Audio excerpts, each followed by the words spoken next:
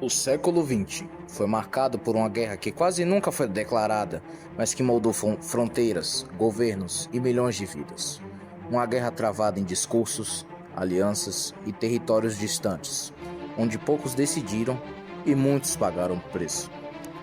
A Guerra Fria não foi só uma disputa de ideias, foi uma luta silenciosa por poder, influência e controle. E muitas vezes, quem menos decidiu foi quem mais sofreu. Muito obrigado pelo seu esclarecimento, senhor Ricardo Amigos. Nos conte um pouco sobre o motivo de estar aqui e fazer chegar. Eu me sinto até já um pouco aflito quando eu falo disso abertamente com você, se eu não me via discutindo esse tema depois.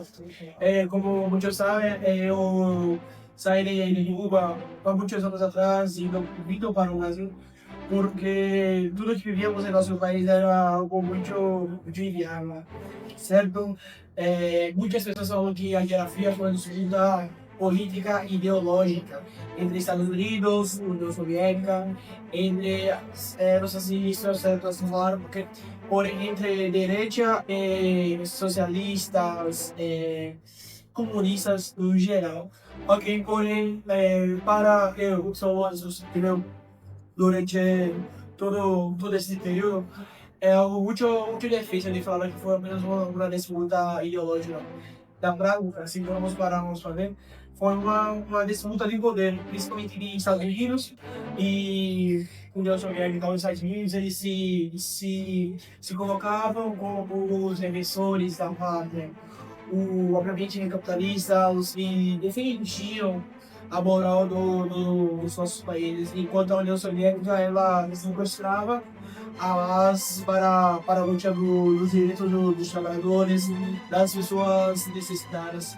E isso gerou todo um conflito, toda uma demonstração de poder, um empenho em conquistar a influência global e principalmente política. Então, senhor Ricardo, o senhor afirma que os discursos de ambas potências, né, da época não batiam com a prática, havia alguma divergência ou coisa do tipo?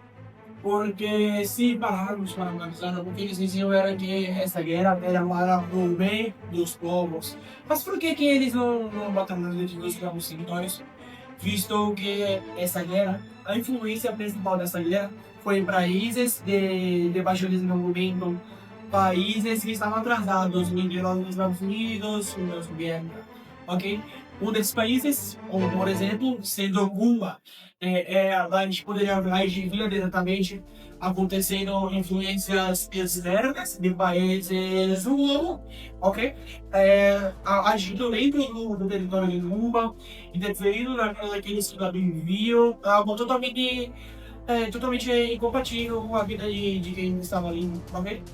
E esta é minha visão. Eu vivi em Cuba, eu vi tudo o que aconteceu. Ok, e por isso, principalmente, eu decidi vir para o Brasil, ter uma liberdade maior, poder viver uma qualidade maior. Bom, como já sabemos, e o senhor mesmo disse, esses conflitos aconteceram principalmente em países subdesenvolvidos, comparados aos Estados Unidos, Inglaterra, União Soviética, né? Então, na sua perspectiva, por que a Coreia e o Vietnã não algo desse conflito? Boa pergunta também. Como nós sabemos, depois da Segunda Guerra Mundial, houve muitas decisões dos países que estavam recém-surgindo. Ok, países que eram recém-libertos, tal qual Coreia, Vietnã, haviam surgido ali. E como havia dito, houve sim uma guerra ideológica pela disputa na influência do mundo. Ok, tanto entre Estados Unidos, obviamente, Coreia não, ou também com a União Soviética, ok? Então, o que aconteceu? A Coreia foi um desses países recém-crescidos, recém-libertos, ok? Os Estados Unidos e a União Soviética decidiram por si mesmos, ok? Separaram esses países, separaram entre uma parte que era capitalista e outra parte que era comunista, como nós conhecemos, como Coreia do Sul e Coreia do Norte. Novamente, uma demonstração clara dessa linha direita de política global, de política de brasileiros que influenciaram diretamente na vida, na vivência de um povo inteiro. Né? Bom, então, seu Ricardo, não houve uma escolha popular, né? Não houve uma participação popular para essa escolha, parece, não? Bem, como eu já havia falado antes, ok, ambos os países eles usaram para tentar ter uma influência global, ok? No caso do Vietnã, os Estados Unidos eles começaram a apoiar o lado sul do país que tinha um movimento anticomunista, ok?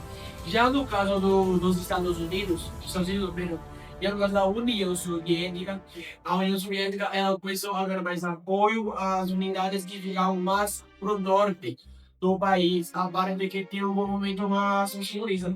Isso apenas expressava ainda mais essa proposta da propagação, dessa idealização. E além disso, também você que armamentos, guerras, tropas não nos garantem controle total sobre a política, sobre a cultura do país. Bom, o senhor Gopo, né, esse não cubano, mas foi o caso que eu digo, né, qual é o país, né, de Cuba, um dos países centrais, e por que isso? Antes mesmo da Revolução, Cuba ela era morada por um ditador, Fulgêncio Batista, ok? Ele era meio que um mandado pelos Estados Unidos. Ele tinha influência direta sobre as ações dos Estados Unidos. Ele recebia apoio direto dos Estados Unidos, ok? Quando Fulgêncio, ok? Ele governava nosso país. Investidores externos, eles tinham uma facilidade muito maior para trabalhar dentro do nosso país. Porém, para alguns faltava o básico, e as pessoas passavam fome, não tinham direitos, ok, não tinham direitos, passavam muitas fomes, fora que viviam principalmente de ruralidade, viviam muito do teor rural. E o país era subdesenvolvido e ninguém sempre foi se direta dos Estados Unidos. E por isso nós não podemos dizer que a Revolução Cubana começou, não. Foi fruto tudo de um país que tinha economia principalmente rural, não tinham indústrias, ok, dentro do próprio país. E tinha assim uma forte concentração do poder, uma grande decisão social no próprio país, existia uma desigualdade social muito grande. Assim como nós ainda podemos ver isso hoje, e por isso que a Revolução surgiu para mudar como o país era visto, como as coisas aconteciam dentro do nosso país. Bom, isso é os Estados Unidos, né? Qual foi a reação dos Estados Unidos mediante isso? Bem, quando o governador Regime começou a assumir Cuba, eles começaram a nacionalizar algumas empresas estrangeiras. E com isso, os Estados Unidos começaram a criar condições, ok, para a vida econômica, para restringir o poder do governo cubano. Mas aí pessoalmente ficou uma pergunta. Por que os Estados Unidos decidiam fazer isso? Era por conta do regime autoritário? Ou era por conta da reação geral por esse regime? Bom, sobre as críticas de influência de Lula, negócio de a crise de outubro, crise de Caribe, foi um confronto de 3 dias entre os Estados Unidos e a União Soviética, relacionado com a implantação de mísseis e palanches soviéticos sobre Cuba. Então, o que levou a esse fim tal limite? Em 1972, o Lula ele ficou à beira da crise nuclear durante o período da crise dos mísseis. Ok? Os Estados Unidos eles acharam inaceitável o fato de haver mísseis, balas nucleares na União Soviética e território cubano. Sendo que os próprios Estados Unidos ameaçavam a União Soviética tendo mísseis nucleares dentro do território da Turquia. Bom, senhor Ricardo, já com tudo isso falado, mandadas do Senhor. O Senhor acha que qual foi a nação, a população que mais pagou? Los mayores cursos fueron pagos por países de los robos en países periféricos.